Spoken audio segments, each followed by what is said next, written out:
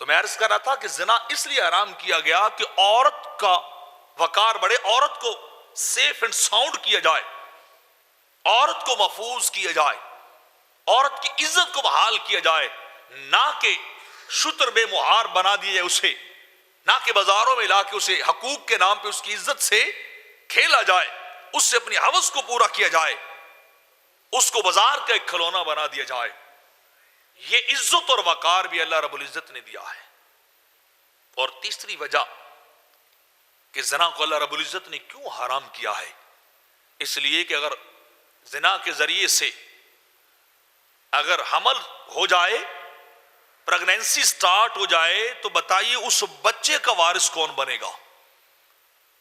اس کا قصور کیا جی؟ وہ حرامی طریقے سے دنیا میں آیا، معاشرے کے اندر اس کی عزت نہیں ہے، لوگ اسے برا سمجھتے ہیں، لوگ اسے عزت نہیں دیتے، لوگ اسے ولد الزنا کہہ کے پکارتے ہیں۔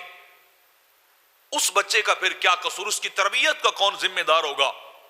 اس کی پرورش کا کون ذمہ دار ہوگا؟ اس کی تعلیم کا کون ذمہ دار بنے گا؟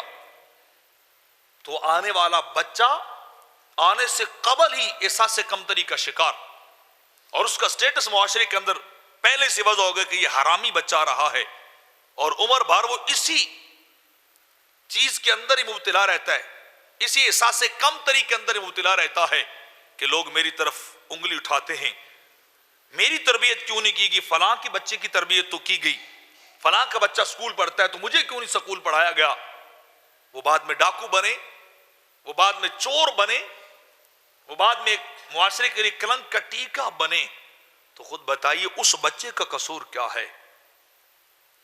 نہ جانے کس جرم کی پائی ہے سزا، کچھ یاد نہیں، باپ کہیں غائب ہو گیا، ماں تو خود محتاج تھی، کمزور تھی، وہ تو خود کسی کے سہارے کی متلاشی تھی، اور اوپر سے اولاد کا تحفہ غلط کاری اور زنا سے آیا۔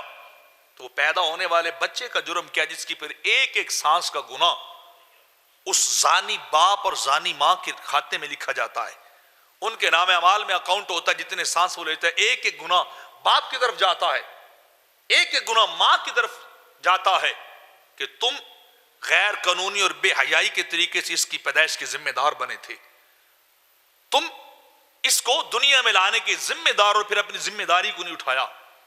تو اس بچے کا جرم کیا ہوگا جو بیچارہ دنیا میں آتے ہی لوگوں کی تیکھی نظروں کا شکار، معاشرے کے اندر نہ اسے باپ کا پیار نصیب ہو ملے، نہ اسے ماں کا پیار ملے، تو بچے کی زندگی تو برباد ہو گئی آتی۔ نہ اسے مرد بچہ ہوگا تو رشتہ کوئی نہیں دیتا، بچی ہو تو اس کا رشتہ کوئی نہیں لیتا ہے، تو وہ بھی ابن آدم ہماری طرح، تو ان کا جرم کوئی نہیں ہوتا، وہ عمر بھر اسی احساس کمتری مبتلا رہتے ہیں۔ تو اس لیے زنا کو اللہ نے حرام کیا ہے تاکہ جو اولاد پیدا ہو جائز طریقے سے باپ اور ماں اس کی تعلیم و تربیت کے ذمہ دار ہوں، لیکن زنا کی صورت میں کوئی اس کا ذمہ دار نہیں بنتا ہے۔